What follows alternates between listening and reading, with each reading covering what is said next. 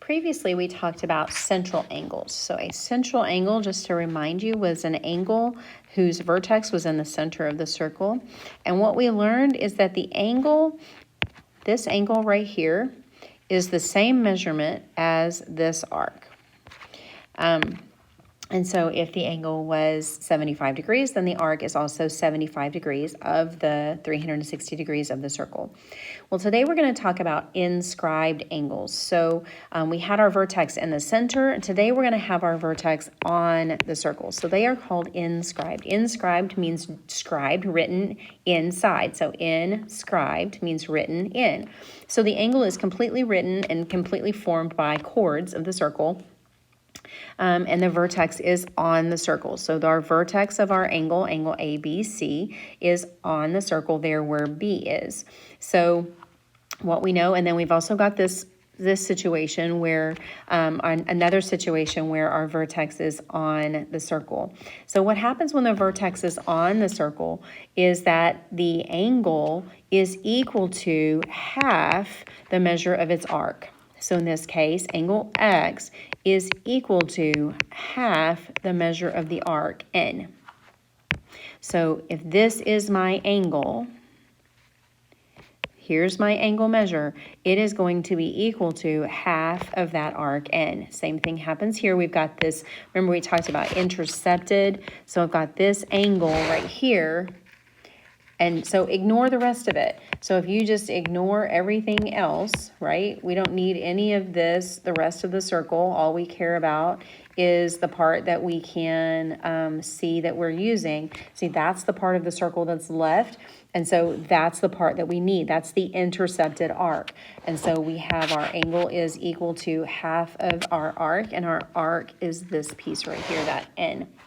So our angle at X, this angle right here, is equal to half of that angle N. So when the vertex is on, this is what we need to use. Okay, so this is the important part. When the vertex is in the center, the angle is equal to the arc. Okay, the angle is equal to the arc. When the vertex is on the circle, the angle is equal to half of the arc. So if we look at this, we have arc. I want to find arc AC, and I want to find angle O. So here is arc AC. If you trace back AC, it goes here. That's one way that it can go.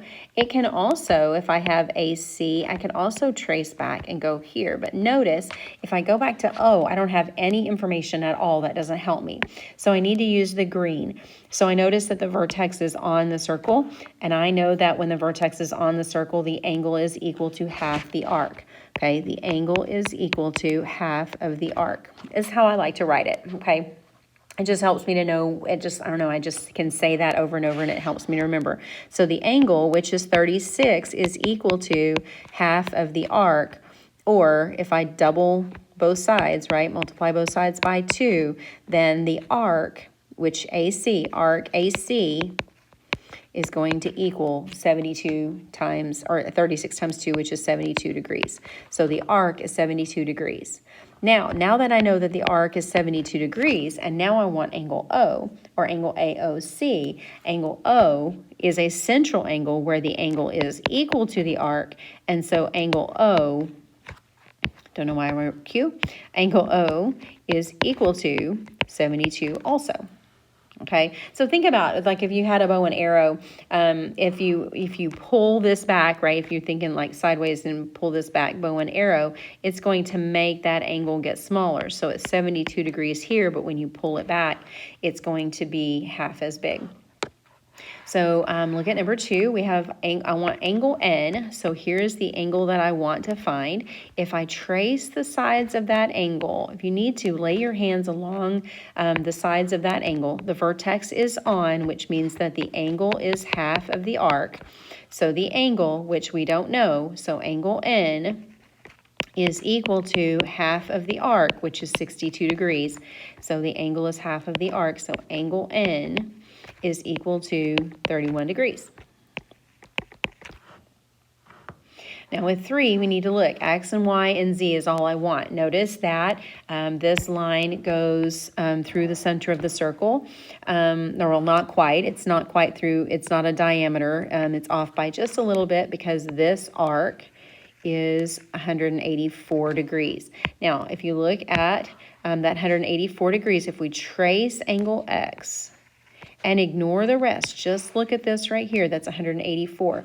The vertex of the angle is on, and I'm going to be saying that a lot, even though we keep doing that here.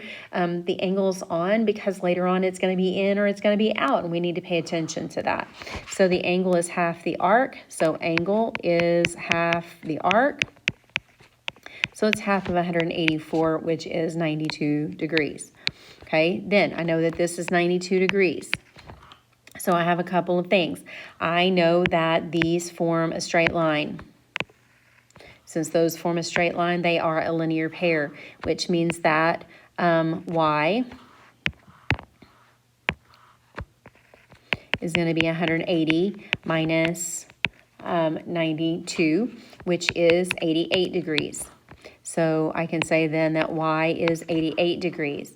Now, again, you have several ways that you can process through this. So if I want to find z, one, I know that the angles have to, the whole circle has to add up to 360. So I could do 360 minus 84. Or I could say, well, the vertex of angle y is on the circle. The angle is half of the arc. So the angle, which was 88, is half of the arc, which is z. So if I double it, then I get that z is 176. And again, there are several different ways you can process through that problem. It just kind of depends on what you see. So what if we have 2 angles? So 2 inscribed angles intercepting the same arc. So if I have this arc right here, AB, because it's got that measurement of 124. I have that arc. 2 inscribed angles intercept the same arc, then the angles must be, well, this makes sense, right? Look at this. I've got this arc, or this angle that intercepts that arc, and then I have this angle that intercepts that exact same sized arc. Well, doesn't it make sense that if I were to take them individually and use the 124 to find angle ADB, and then use the 124 to find angle ACB, it would make sense that those angles would be the same size. So ADB, since both of those vertices, the vertex at D, the vertex at C is on the circle, the angle is equal to half of the arc. The arc is 124, and so it would be half of 124, which is 62 degrees. So both of those angles would equal 62 degrees. So let's look at this example. I have the 43. So that's where you want to start. If you kind of or never know where to start, look at where your numbers are. So I have an angle here at 43. My 43 degree angle, and then I look and I see, okay, well, here's the arc that goes with it. You always want to match angles and arcs together. So we know because the vertex is on the circle that the angle is half the arc. Well, the angle is 43. That would be half of the arc, or if I double it, then I would get 86 is equal to the arc. So that would be n. So n is equal to 86. Well, if n is 86, then we can back into this other m. So if I want to find angle m, here's angle m, the chords that form angle m. Here is the vertex, or the arc that is intercepted by that angle. Vertex is on, the angle is half the arc. So then you would get that m is equal to half of 86, or 43. And that's where it's beneficial to recognize, oh, since they intercept the same arc, it's 43. You didn't even have to, you could have found m first and then found n. It doesn't have to be in one particular order. So when you have 2 angles that intercept the same arc, they're going to be the same size. So what happens when you have an angle that intercepts a semicircle? Well, it's the same rule. There's nothing really magical about this. The vertex is on the circle, so the rule is the same. So if I trace the sides of the angle and I then find the matching arc that goes with it, notice that that arc is 180 degrees because it's a semicircle. Well, the angle is half of the arc, because the vertex is on, well, half of 180 is 90 degrees. And so anytime you intercept a semicircle, then it's 90 degrees. Now, it's just a shortcut. If you memorize that, then you have a shortcut. If you don't, you're going to get there anyway because the vertex is on the circle. Okay, so let's use everything that we've learned to try this problem. Pause the video and then try this by itself. Just look at everything. Pick a place to start. Okay, so hopefully you took a minute and you've tried to find all of your angles as much as you could first. You can start in so many different places. It just kind of depends on what you see. You could start with B. You could start with arc B because that's a semicircle. You could start with angle E, central angle E. You could start with M. It all depends on what you see first. And so you just kind of start, and I just start filling in everything. So I might see this 30-degree angle that matches that 30-degree arc. From there, I might go, well, while I'm here on that half circle, I know that this must be 150 degrees because that's a semicircle. Well, if I go along that same thinking, if this arc is 80 degrees, then this one must be 100 because it is a semicircle on the other side. So now I'm kind of getting into the middle of this. So maybe I see A and I notice, okay, well, while we're on that semicircle bit, if that's a semicircle, right, then A must be 90 degrees because the angle's half the arc, or if the angle intercepts a semicircle, then it's 90 degrees. So then I need to find out my other two pieces. Well, let's look at M first. So if I trace the angle, the sides of angle M, they're going to intercept this 80-degree arc. Well, the vertex is on the circle. The angle is half of the arc, which means that M is 40 degrees.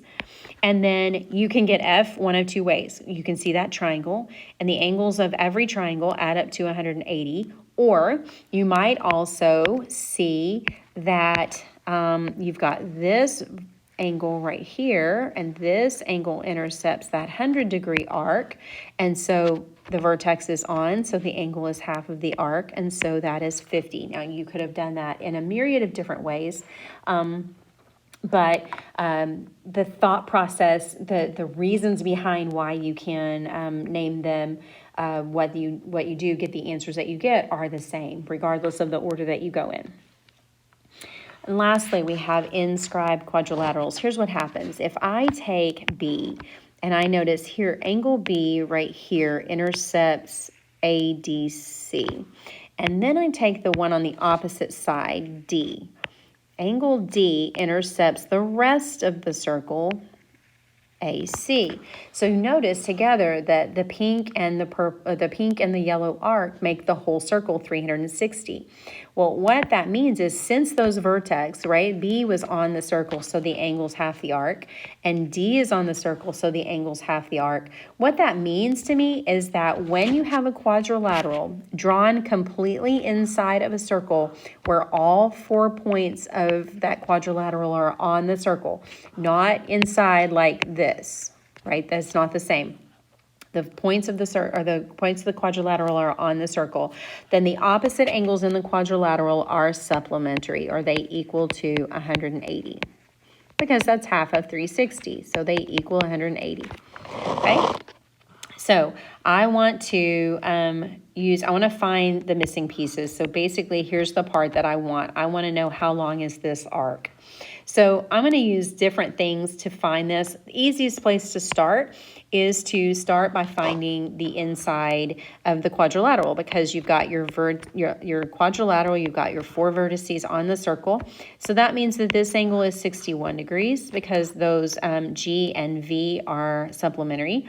And then angle F is 115 degrees because F and H are supplementary because they are inscribed in the circle.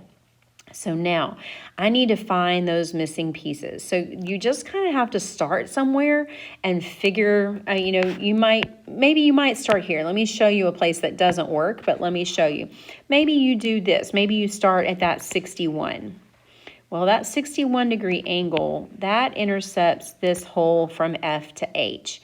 Well, there are no, I could find the 60, right? I know the 61, I could find that whole piece. And so that orange piece, the angle is half of the arc. The angle is 61. It's half of the arc. So if I double that 61, then I get 122. So the whole orange arch is 120, whole orange arc, sorry, is 122. Then I might find another piece. Maybe you see this piece next. Maybe we use the other side of it, the 119. Well, the 119 goes from here to here. And again, there are lots of different ways you can do this. We go all the way around. Well, notice that the 168 goes from here to here. Right? And so what I know then is that if the whole thing, this whole purple arc is supposed to be half of the angle is half the arc, then 119 times 2 is 238. So I know that the whole arc is 238. Well, then that leaves me this little piece over here, because ultimately that's what I'm trying to get to, is all these little pieces. That little piece is 238 minus 168. So that piece is 70. Well, now I have several of the pieces, but you notice now you can start to get down to some of the extra pieces. So I still need this yellow piece right here. I still need that yellow piece. So now that I have a little more information, how about I come over here and I use this 65-degree angle. Extend those out. That 65-degree angle gives me that whole piece right there. If it helps, extend those lines out so that you can see where the arcs are. So 65, if I double that, because the angle is half of the arc, then I find out that that's 130.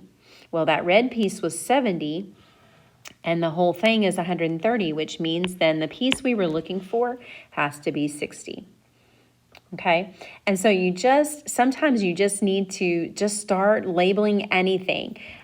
Just literally lay your hands down along the sides of the angle so that you can see the arc that's intercepted, and just start labeling everything you can, kind of like a puzzle, until you can figure out what it is that you need to do to find the pieces you need.